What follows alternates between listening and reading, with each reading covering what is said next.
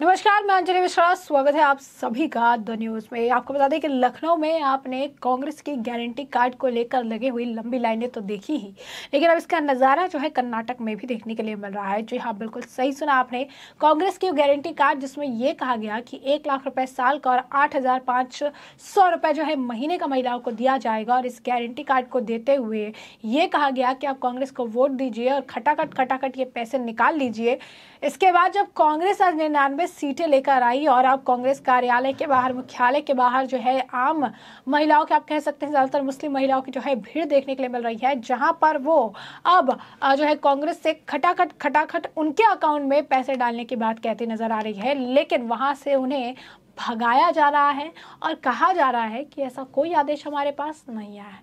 बाकायदा जो guarantee card है उसमें फॉर्म की तरह जो है पोर्शन देखने के लिए मिला है, जहां पर वो अपने फॉर्म की तरह से फिल करके ला रही हैं और उन्हें ऐसा लगता है कि इसे जमा कराने से खटाखट उनके अकाउंट में पैसे आएंगे। लेकिन खटाखट की पोल अब खुल चुकी है क्योंकि उनके अकाउंट में कोई पैसे नहीं आने वाले हैं।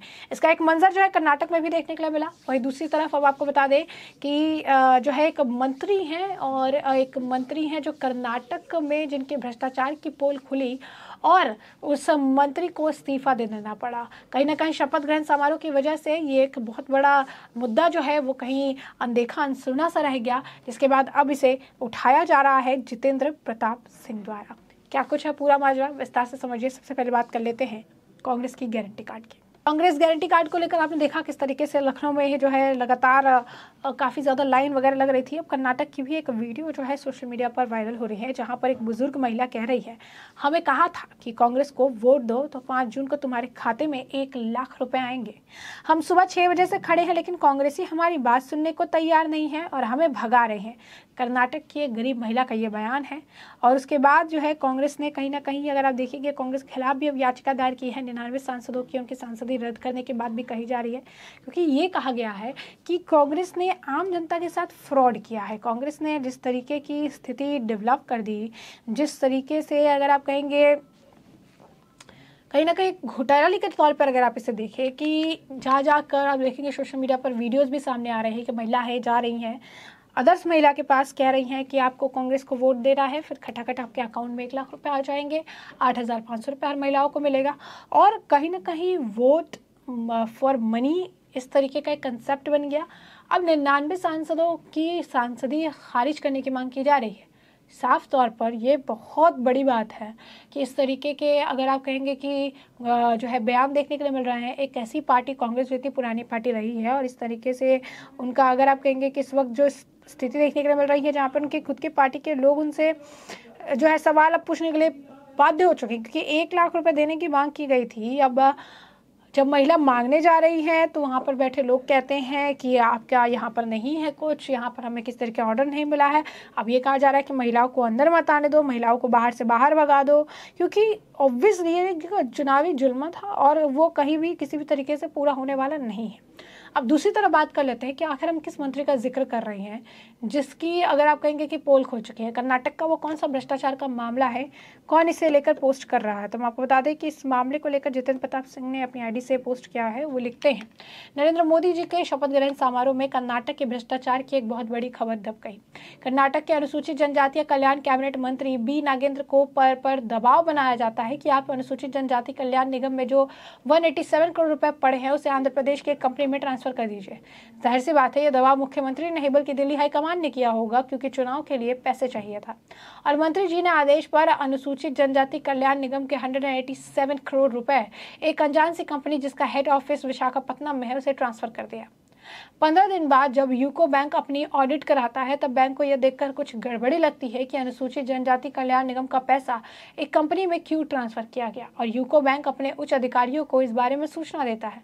ऊपर से नीचे तक हड़कंप मच जाता है। हालांकि इसमें यूको बैंक की कोई गलती नहीं थी, लेकिन अनुसूचित जनजाति कल्याण निगम का बैंक खाता यूको बैंक में था और इसीलिए बैंक ने यह घोटाला पकड़ा।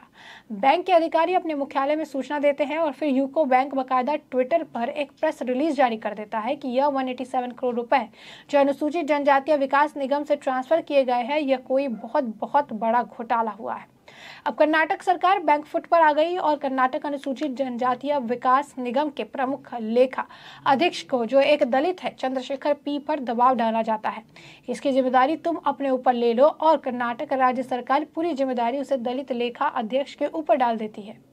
फिर वो दलित लेखा अध्यक्ष चंद्रशेखरन पी ने 3 पन्ने का एक सुसाइड नोट लिखा, जिसमें उन्होंने कर्नाटक के मुख्यमंत्री और कर्नाटक के मंत्री का पूरा चिट्ठा खोला कि उन्हें बलि का बकरा बनाया गया, जबकि यह पैसा जिस दिन ट्रांसफर हुआ उसी दिन में ऑफिस वो था ही नहीं। मंत्री ने खुद ट्रांसफर किया है और उन्हें आत्महत्या कर ली। अतः आज मंत्री को पद से हटाया गया। लेकिन सवाल ये है कि पहले यह पता किया जाए कि दिल्ली के किसी बड़े आदमी ने फोन किया, वो पैसे आप एक अनजान कंपनी में ट्रांसफर करिए। अब आप कल्पना करिए, यदि आज केंद्र में कांग्रेस सत्ता में होती तो भ्रष्टाचार के कितने नए नए कीर्तिमान बना दिए गए होते, जरा सोचिए। तो आप देखिए किस तरीके से भ्रष्टाचार का जो ये मामला है ये निकलकर सामने आया है, जहां पर आप कह सकते हैं कि एक मंत्री हैं और उनसे जुड़ा हुआ ये मामला निकलकर सामने आ रहा है, जिसमें कहीं ना कहीं काफ़ी अगर आप कहेंगे कि कमियां देखने के लिए मिली। एक व्यक्ति का नाम भी आ रहा है और इस व्यक्ति की अगर हम बात करें तो इनके ऊपर जो है 90 करोड़ का एसटी फंड घोटाला जो है निकलकर सामने आया, जिसमें कांग्रेस सरकार के मंत्री को देना जो है इस्तीफा पड़ गया। अब ऐसे में जो एसटी घोटाला था, घोटाला बड़े स्तर का घोटाला, कर्नाटक में अभी कांग्रेस की सरकार बनी है और आते ही 187 करोड़ का घोटाला बताया जा रहा है, 90 करोड़ का घोटाला बताया जा रहा है। और यही नहीं, इनके कारण जो है जो लेखा अध्यक्ष थे चंद्रशेखरन पी ने, उन्होंने 26 मई को ही आत्महत्या कर ली थी, क्योंकि उनके ऊपर दबाव बनाया जा रहा था कि वो इस सारी चीज़ों का ठिकरा जो है अपने सिर पर ले ले। तो एक निर्दोष की जान चली गई और मंत्री के इस्तीफे से इस मामले को दबा दिया जा रहा है। और शपथ ग्रहण समारोह की वजह से ये मामला जो है थोड़ा ढीला पड़ गया था, लेकिन अब वापस से इस मामले को उठाया जा रहा है, मुद्दे को उठाया जा रहा है। इस मामले में कड़ी से कड़ी कार्रवाई की मांग की जा रही है और ये कहा जा रहा है कि जहाँ एक राज्य में इनकी सरकार है ऑलरेडी, उसे एक राज्य में भी घोटाले से वो राज्य नहीं बच रहा है। कर्नाटक में इनकी सरकार है और यहाँ पर भी घोटाले के नए कीर्तिमान गढ़े जा रहे हैं। तो अगर केंद्र में इनकी सरकार आ जाती तो लूट खसूट की राजनीति किस तरीके से होती, ये देखने वाली बात थी कि जहाँ पर ये सत्ता में है वहाँ पर भी 100-200 करोड़ का घोटाला करने इनके लिए कोई बड़ी बात है ही नहीं।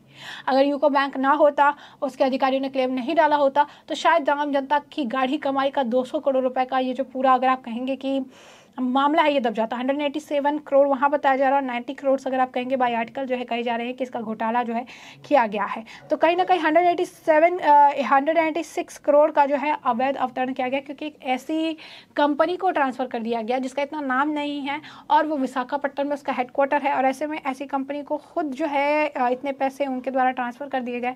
हार का टिकरा किसी के ऊपर फोड़ने का प्रयास किया गया। लेकिन अगर आप देखेंगे तो कांग्रेस बैक टू बैक घोटाले ही कर रही। कांग्रेस का खटाखट घोटाले के बाद अब कर्नाटक में कांग्रेस के जो मंत्री है उनका बहुत बड़ा घोटाला सामने आया है और गरीब महिला ने जो है कांग्रेस की पोल खोल कर रख दी है और कह भी रही है कि जो है किसी भी तरीके से राहत नहीं मिल रही है उन्हें। महिला ये भी बोल रही है, क्योंकि अगर आप देखेंगे एक तरफ घोटाला, एक तरफ महिला जो है वो अपने पैसे लेने के लिए जा रही है। उन्होंने कांग्रेस को वोट दिया क्योंकि कांग्रेस उनको 8,500 रुपये हर महीने देने वाली थी, उनको लगा इससे उनका भला होगा, 1 लाख रुपये उनके अकाउंट में आएंगे, उनको लगा इससे भला होगा। लेकिन जब लखनऊ से लेकर कर्नाटक तक जब महिलाएं वहाँ के ऑफिस में पहुँच रही है, दफ्तर में पहुँच रही है, तो वहाँ से उन्हें भगाया जा रहा है, उनकी एक नहीं सुनी जा रही है। पैसे की बात तो बहुत दूर है, लेकिन वहाँ पर उन्हें रहने भी नहीं दिया जा रहा है, उन लोगों की इज्जत नहीं की जा रही है जिन्होंने इन्हें सत्ता में बैठाने का काम किया है। तो ऐसे में हमने आपको जो पूरा मामला है विस्तार से बताया पूरा मामला क्या है। मामले पर आपकी जो राय कमेंट सेक्शन में कमेंट करके हमें जरूर साझा करिएगा।